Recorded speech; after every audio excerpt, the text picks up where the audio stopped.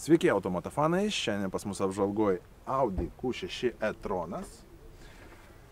Performance komplektacija, pati pirmiausia komplektacija, kurios kaina prasideda nuo 72 000 eurų. Tai šiandien pabandysim įsiaiškinti, kas čia per automobilis, kaip jis važiuoja, koks jausmas, kokia pakaba ir papasakosiu savo įspūdžius. Tai ką, važiuojam.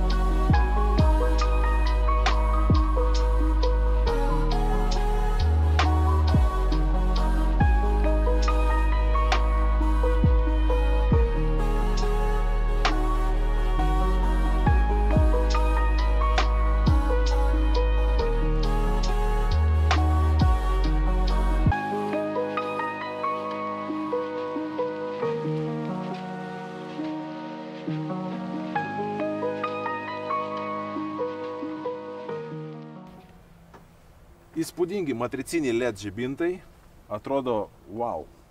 Tai kažkas tai tokio tikrai neįprasto rinkoje, man asmeniškai labai imponuoja tokie dalykai. Tai Audi čia jau labai pasistengė ir manau naktį važiuoti su tokiais žibintais būtų pasakiškai faina. Bendrai priekis, kaip ir kiekvieno elektroautomobilio, toks gan sandarus, grotelių tik tai imitacija, jų ir nereikia, nes čiagi elektro variklis. Tuščias. Variklio pakopoto mes nieko iš vis neturim. Atrodo, nėra variklių, kas pagrobė variklį. Bet čia elektro variklis, tai turbūt tiek daug ir vietos. Iš tikrųjų, čia galim kažką ir sandėliuoti teoriškai, kažką padėti. Žiūrėkit, kiek daug vietos. Akumuliatorius ir beveik nieko mes neturim. Čia yra galų varomas automobilis, galima, aišku, pasirinkti ir quattro, bet būtent performance komplektacijoje jis varomas galų. Na ir iš parduotuvės čia porą maišų tikrai kilus. Bet aišku, nepatarčiau taip daryti, nors vietos čia kaip ir yra. Iš šono automobilis atrodo kaip tikras SUV-as. Turime papildomą paketą ratlankių. Čia yra 19 colių ratlankiai, kaip opcija, nestandartiniai. O pagal išvaizdą, kaip ir sakiau, čia yra grynakraujis SUV-as. Iš galo irgi mes matome ledinius žibintus. Gražus dizainas iš tikrųjų, pasistengė. Audi šviečia visi žibintai palei visą korpusą šviečia. Tai atrodo labai fainai, gražus Audi ženkliukas. Na ir turbūt metas pažiūrėti, o kaipgi veikia bagažinė. Nors čia bazinė komplektacija, performance, bagažinė atidaroma kojos mastu.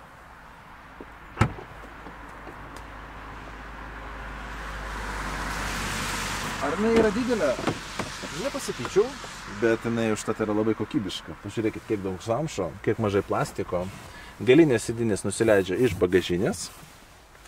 Ir iš kairės, ir iš dešinės. Turime LED apšvietimą. Na ir pakrovimo ir visus kitus dalykus, kitus elektroautomobiliams. Bet kuomgi pasižymi šitas automobilis? Aišku, jo galia yra 300 arklio galių, būtent šito versijoje, pati silpniausia versija. Ir ją galima krauti iš skirtingų pusių. Tai iš čia mes galim krauti, kai yra pastovus krovimas, greitas krovimas. Ir einam čia.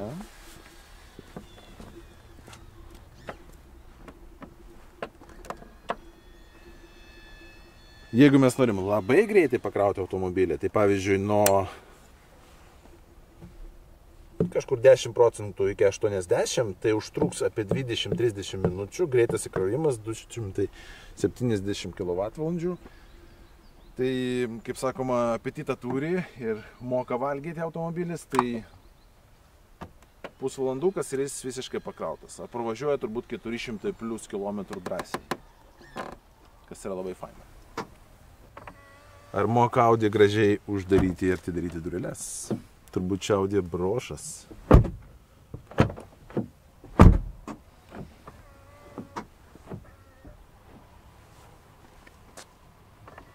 Na ir be raktų užvedimo ir įėjimo sistemą.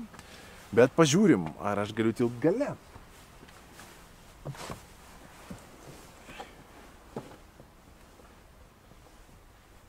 Nepasakyčiau, kad čia labai ilgas automobilis ir didelis. Gale vietos, na, vos mano ūgiui.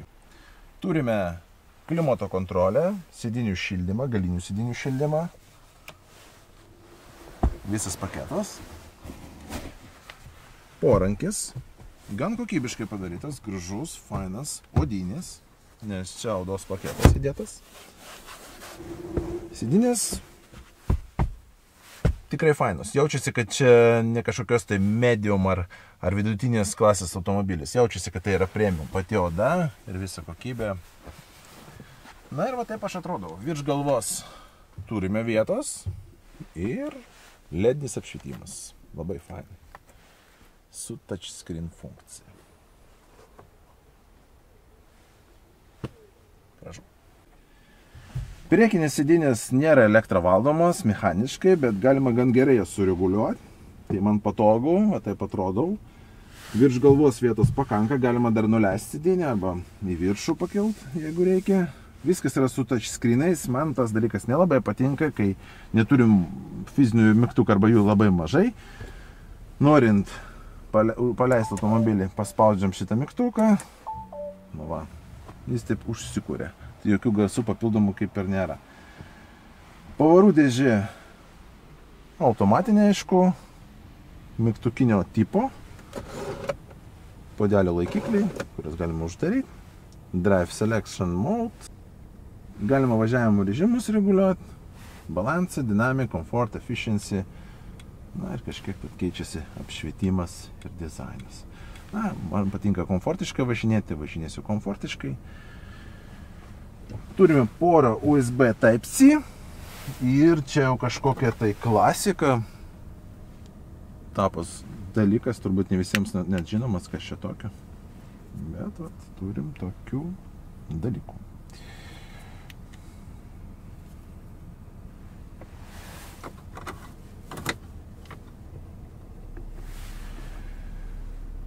Taip, porankis. Nepasakyčiau, kad labai didelis, nepasakyčiau, kad labai mažas, fainas, standartinis dalykas.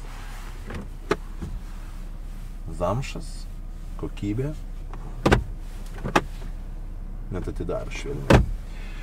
Kai yra aukštesnė komplektacija, tai čia būna papildomas ekranas, kol kas čia mes nieko neturim, kaip supratau. Projekcinių ekranų irgi neturim, bet jis tikrai wow. Jeigu leidžia, kaip sakoma, piniginė, tai būtinai įdėkit projekcinį ekraną, papildomą ekraną, tikrai prabangiau atrodo automobilis. Dėl pakabos, čia standartinė pakaba, ne pneumo, tai irgi siūlyčiau pagalvoti apie pneumo. Audi pasižymė labai gerom pakabom, būtent pneumo, o šitas automobilis taip ir prašosi, įdėk, prašau, pneumo. Na ir ką mes čia dar turim? Audi peleninė, valdymas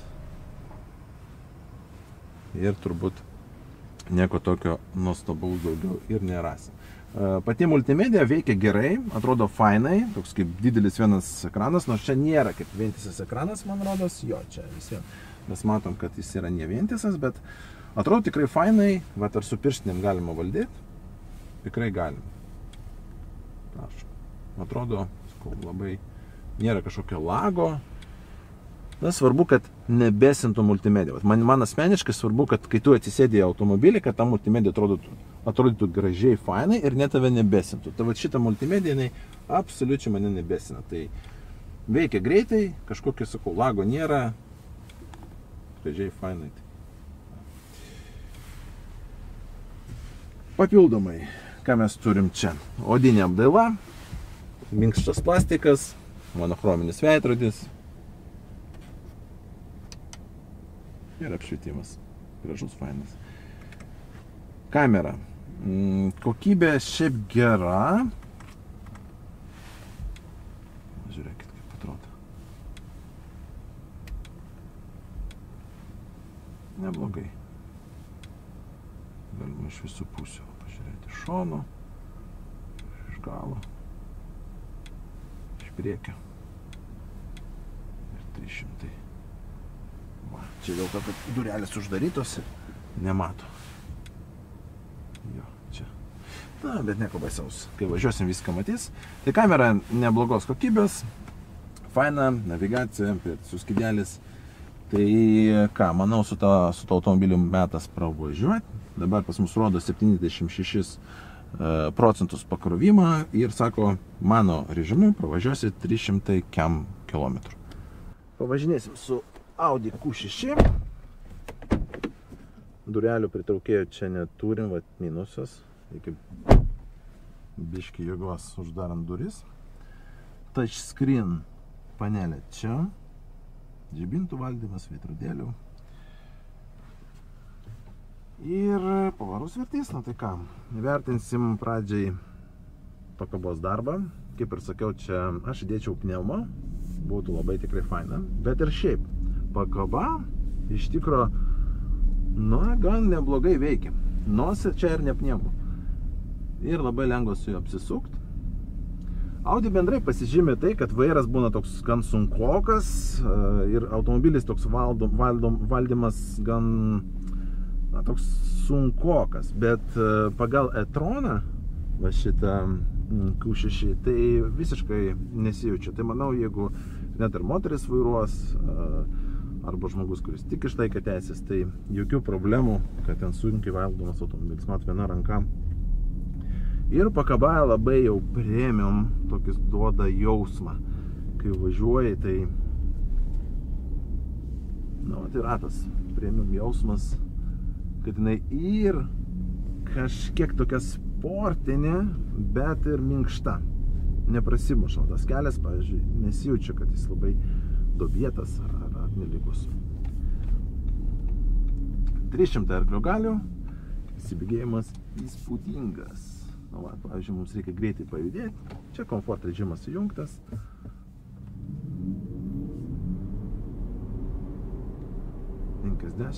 Prašom.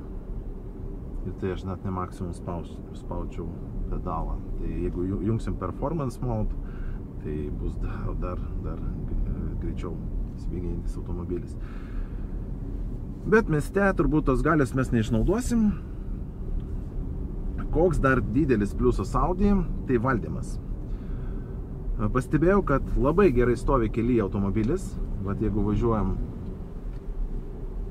dėl to, kad svoris, baterija, viskas yra apačioj, tai stabilumas pasakiškas.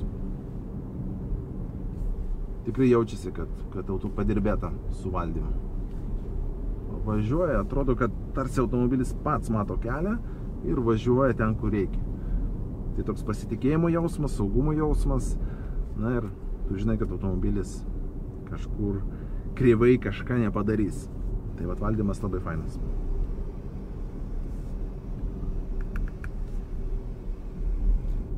Vat kas man nepatinka, tai touchscreenai, dabar atvažiavau, užkabinau ir jis pradėjo man kažką junginėti ten jau radiją.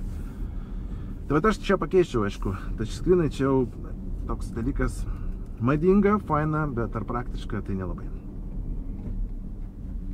O, kaip minkštai jis pravažiuoja. Bet jis, žinau, tokią kartelę turi. Jis ir minkštai, ir sportiškai, kažkaip subalansuotai labai. Tai man taip tas dalykas labai patinka. Garso izoliacija trupučiuką aukščiau už viduriuką. Nepasakyčiau, kad čia kažkas tai wow. Bet ir nėra bloga. Jeigu mieste važiuojant, tai neerzins. Tikrai kaip ir fainai, užmiestį mes jį neišbandysim, nuvažiuosim dar greitkelį, tai iki 90 vertinsim kaip garso izoliacija. Kol kas, važiuojant 50, man jinai patinka. Išvažiuosim į greitkelį, Vilniaus aplinkelis ir įvertinsim garso izoliaciją. Tai vat važiuojant apie 70, mes įsibėgėsim. Jūs patys puikiai viską girdite. Ar jums tokia garso izoliacija tenkina, ar norisi kažką dar geriau, na, tai įsibėgėsim iki 90. 90 važiuojant. Ratų padangų nesigirdi. Čia yra didelis pliusas. Daug gamintojų, kur padaro gerą korpuso garso izoliacija, bet girdisi padangos. Tai čia šito dalyko nėra. Padangos gerai užsandarintos. Vėjas truputuką priekyje. Na ir kažkiek tai triukšmo, gal biški iš galo, iš galinių durų, vat, na, jaučiasi. Bet nėra daug. Labai man patinka, kad nėra garso nuo padangų. Nėra kažkokio ūžesio nuo to pačio kelio. Tai arko garso izoliacija labai liuks. Na ir automobilis protingas. Jis mato, kas važiuoja priekyje, iš šonų. Viską kontroliuoja, pats moka stabdyti. Tai, kaip sakoma, saugumas aukšto lygio. Automatiniai žibintai. Na ir faina navigacija. Multimedija irgi pats vaizdas, kaip ką tu matai, man atrodo, tikrai puikiai padirbėjo Audi. Na va, koks nelygus kelias, bet Audi susitvarko gerai, pakaba dirba tikrai fainai, įsivaizduoju, koks būtų jausmas su pneuma, neprasimuša, važiuoja švelniai, su premium prieskoniais. Taip. Pakabos darbą vertinu kaip labai gerą. Pabandysim įsibėgėjimą, aplinkelis iki 80, tai vat kažkur nuo 40, nuo 30 iki 80, ar mokais greit įsibėgėti.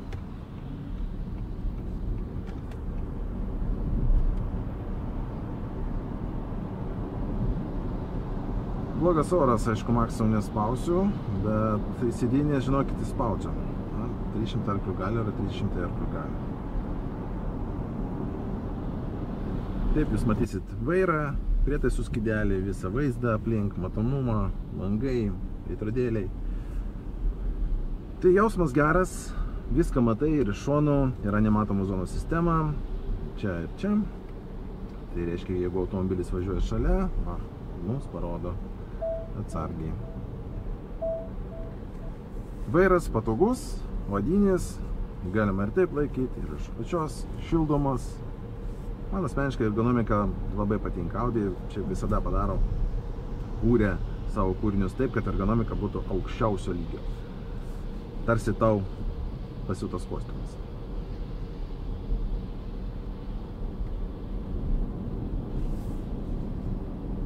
Malonu valdyti, malonu važiuoti. Vienintelis turbūt minusas ar klaustukas tai yra kaina. 70 000 plus, jeigu įdėsim dar paketo papildomų, arba norėsim quattro, arba pneumo pakabos, tai manau iki 100 tikrai tempsim lengvai.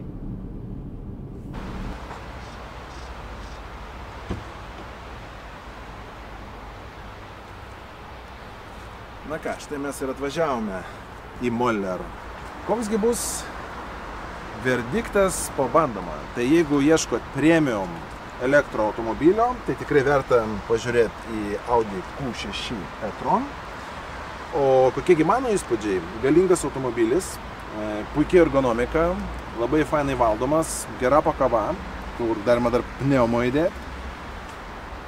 Bendrai automobilis turi gerą jausmą bevairuojant, lengva jį valdyti ir kažkiek tai yra dar premium jausmo bevaldant jį.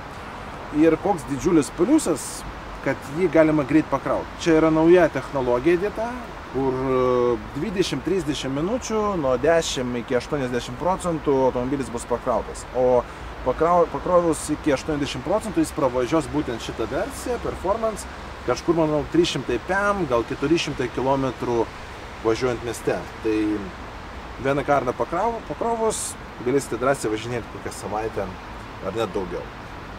Tai ką, dėkojam Moller Audi už galimybę išbandyti šitą automobilį. Prenumeruokit mano kanalą, komentuokit, bandykit, matuokit šitą automobilį savo ir iki sekančių susitikimų.